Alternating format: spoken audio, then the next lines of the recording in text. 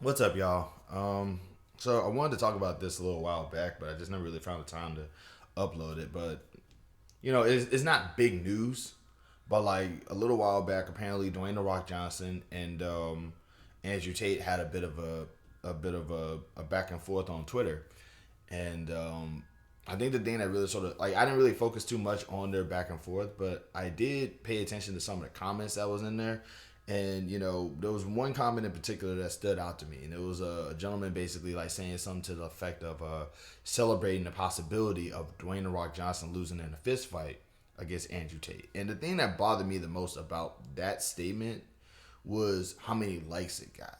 Like it got like maybe about a good 10 likes, but it's just a sheer fact that there's 10 guys out there who when presented with the idea of Dwayne the Rock Johnson getting into a fist fight with Andrew Tate and possibly losing, like garnered a positive reaction from them. And the thing that bothered me the most about that is with everything that we know about Andrew Tate, how he scams his fan base, how he abuses women, how he hurts people, and how he spews lies and misinformation and some of the dumbest things imaginable. Also, while doing it with that voice, with everything that we know, there's people out there who said, well, at least he could totally beat Dwayne The Rock Johnson in a fist fight. And the thing that just sort of bothers me about that is that, like, is that what it takes for you to like somebody? Like, growing up, obviously growing up in the hood, I used to see a lot of fights all the time. Kids were very, very, very angry, very amped, very, like nobody was really like sociable. Everybody was just cranky because they just woke up and all they want to do is, I don't know, eat some food and take another nap. Whereas instead all they got was just a hostile environment full of other cranky people, and they would get into fist fights. And when you're growing up, you're basically taught that a fist fight is like mutually agreed upon. Like these are just two people who wanted to throw hands with each other, and they did. That was when I grew up and I got into my first fight, and I realized, oh wait, is a fist fight mostly just like a person defending themselves from somebody who is trying to harm them? Is that almost all it is, right? Because that's almost all it is. It like the only time a fist fight is either mutually agreed upon is if it's like professional, or if it's like a sparring session. But a lot of times, a fight is usually one person attacking someone else and that person defending themselves. You know what I'm saying? So like when I realized that concept, fist fights didn't come across as entertaining to me anymore. Unless, of course, you count like the occasional boxing match, which even then, after you like watch enough martial arts movies of somebody doing a flying flip kick while they're on fire to a giant monster, like and a huge explosion happens, seeing two guys punch each other for like a half hour, just I don't know, realism versus like I love that fake stuff. I love like fake fighting. I love like martial arts films. Like what was that movie called? Crouching Tiger, Hidden Dragon, House of the Flying Daggers, everything that Jackie Chan has done. You know what I'm saying? You watch stuff like that, it's like then I just go into the hood and just see two people like punching each other in the face and doing this a lot. I mean, I was like, it's realistic, it makes sense, but I don't. It's like nobody's on fire yet. What's going on? But that's neither here nor there. The fact of the matter is that like when I started realizing that fist fights were kind of boring and kind of like not really, and it's usually the context is almost always somebody defending themselves from somebody else. It felt less like something to celebrate and more of something to sort of just like be like, something to cringe at. So, you know, and it's like, and I'm not saying this to say that in the context of these two getting into a fist fight, it would be somebody defending themselves from somebody else. But like, it's hard to celebrate the winner of a fist fight without context. You know what I'm saying? I'm that type of dude. It's like everybody knows me. I'm the moral guy. You know what I'm saying? I'm the guy who is like, well, why are we applauding this person's victory, right? Like like who is this person? Did this person was this person on the good side or the bad side? Because there's usually a good side and a bad side when it comes to this sort of thing, unless of course there's a misunderstanding. You know what I'm saying? Then it's like both guys are probably in the wrong while also thinking that they're in the right. in any case, um, though, with everything that we know about Andrew Tate, with everything that we know about what he's done to people, what he's done to his fan base, what he's done to women, and what he's done to possibly even like kids, maybe. And with everything that we know about him, there's people out there who said, yeah, well, can't be that bad. If he wins in a fist fight against, Dwayne the Rock Johnson, we're totally giving him, a pass here, which is dumb. Um, I'm just trying to it's just like I can't stress this enough. If you are a man and all it takes for you to admire another man is for them to have a lot of money or win a lot of fights or just be really, really, really buff and muscular, if not just big, right? Then you're every negative stereotype that you have been presenting for women for like the past decade and a half. If you like a guy because he's rich, because we all know how many male fans Elon Musk has, then you're the gold digger. If you like a guy who can win a bunch of fist fights and just whoop butt whenever he feels like it, you like bad boys. Like, are you seeing this a little bit? And I need y'all to understand real quick. There's nothing wrong with that. There's nothing wrong with it, you being attracted to this concept. And I'm not talking about sexually. I'm talking about just in general. If this concept of financial success and just over and physical toughness, if that stuff like gets you can motivate you to do something positive with your life, you're probably not a bad person. But there's people out there who don't think that way. And I'm going to say this as much as I can. I don't think that men need role models. I don't think that men need role models. You're a man now. You're an adult.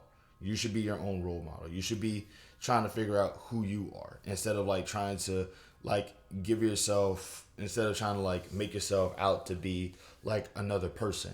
Because if there's one thing that everybody should know at this point is that in today's society, some of the people that we try our best to some of the people that we try our best to build a standard towards being even remotely close to are usually not good people. Every billionaire in America in some fashion or another has exploited at least tens of thousands of people to get their money. They didn't do anything for that money. The people that worked for them did, and they just reaped the benefits for being in the right place at the right time. And there's an even greater chance that some of those billionaires did some stuff at Epstein Island that even Republicans don't want to put out into light right now.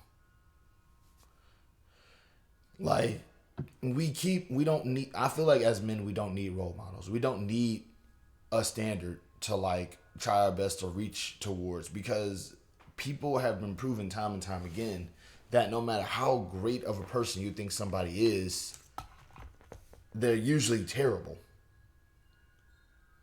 And it's like or they have something flawed about them that you probably just never knew about. And once it gets put out into light, your entire psyche is shattered because this person that you have been sort of basically trying to model yourself to be similar to in some fashion is now you find yourself asking, well, should I also do the bad stuff also? Should I also do the bad things too? It's no, you don't. But it's yeah, but they did it, and it's you're an adult, bro.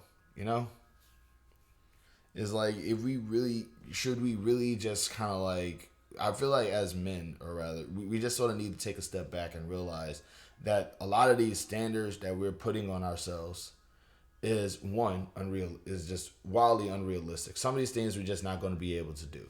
I'm not going to ever be a foot taller and bulky and muscular and just built just built a much more taller, leaner, muscular, hyperactive. I'm not going to ever be that. Unrealistic standards. And when you put yourself in unrealistic standards, you're just going to screw yourself up. You're gonna be upset that you never reached those unrealistic standards. That's like saying I'm gonna be a billionaire in a month, and then in a month you're upset because you're not a billionaire. It's give yourself some grace, man. Secondly, a lot of these standards were set by old white guys in their 50s who may or may not have been like just doing bad things to kids. You know, the whole idea of, I remember reading somewhere, I don't know how true it is, but I remember reading somewhere that the idea of men having short hair and men always having haircuts, it was mostly because like it gave older guys used to mistake younger guys with long hair for women. So like they would find themselves flirting with younger boys because they had long hair and they thought they were girls. So there was like from now on, women have long hair, men have short hair. Make it easier, like just make it easier to figure these people out. You know what I'm saying? Also, it was like, and also I remember hearing that it was specifically a thing in the black community because black people used to value our hair very much. So them cutting our hair was kind of like another way of them like conditioning it. It's a whole thing. I probably might get into that later. But the fact of the matter is that like a lot of standards that like men specifically put on ourselves as I mean, like, you know, a real man is strong, a real man is tough, a real man is tall, a real man is buff, a real man wins fist fights and has a lot of money and it's like just do yourself a favor. Like address these standards that you have towards yourself and ask yourself, do these things sound normal for an adult man in 2025? And if they do, by all means continue to do them. I'm not going to tell you to not I'm not going to tell somebody, you know, how to live their life, but you know, just you know, I'm just saying, like, you know, somebody once called Donald Trump an alpha male and then got angry when they found out that he wears makeup. You know, because most men do wear makeup. But it's like, are you really just going to get mad at somebody and be like, he doesn't wear makeup? You know? He also has a wig on. People wear wigs. You know what I'm saying? It's just like these are things that, like, you know, I feel like we really do as a society need to address the fact that men are groomed. Like when we talk about being groomed, it's normally like teenagers and kids. But like I feel like we don't talk enough about the fact that men are prone to be groomed because like you know we're desperately seeking a purpose because we're told that we have a purpose as kids, and then when we don't reach that purpose when we become adults, we're slowly asking, you know, we got a bit of an identity crisis. We're trying to figure out like, what do we do now? We didn't reach our purpose. You know, I don't have a home. I'm 18 years old. I don't have a wife. I don't have a kid. I don't have a home. I don't have all the stuff that I was told that I was going to get when I turned 18. What do I do now? And for some strange reason, here come all these right-wing, grifting, racist sociopaths just coming in and being like, you should hate women and give us money and vote for a party who thinks that World War II should have ended differently. That's all I'm saying. Men are getting groomed. And we need to talk about that more. And because I feel like if we talk about that, then we could do something about it.